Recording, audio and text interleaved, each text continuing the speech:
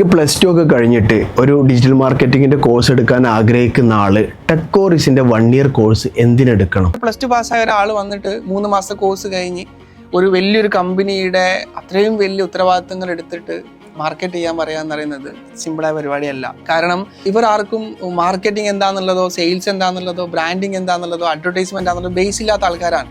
അവരിതൊന്നും ഒരു സ്ഥലത്ത് അവർ പഠിച്ചിട്ടില്ല.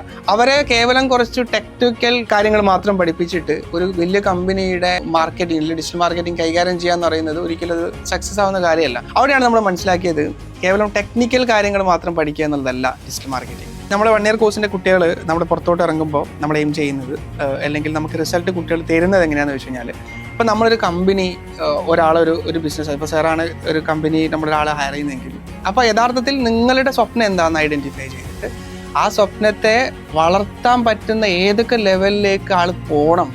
ഞാൻ ടെക്നിക്കൽ സൈഡല്ല പറയുന്നത്, അതിൻ്റെ സ്ട്രാറ്റജിക്കൽ സൈഡിൽ എങ്ങനെ പ്ലാൻ ചെയ്യണം, ഇതിനെങ്ങനെ എവിടെ പൊസിഷൻ ചെയ്യണം, എങ്ങനെ കൃത്യമായിട്ട് അനലൈസ് ചെയ്ത് മനസ്സിലാക്കി മാർക്കറ്റ് ട്രെൻഡിനനുസരിച്ച് അത് എക്സിക്യൂട്ട് ചെയ്യാൻ പറ്റുന്ന ഒരു കപ്പാസിറ്റി നമ്മുടെ 1 ഇയർ കുട്ടികൾക്ക് അത് ഉണ്ടാക്കിയിട്ടുണ്ട് എന്നുള്ളതാണ് നമ്മളതിൽ വിശ്വസിക്കുന്നത്.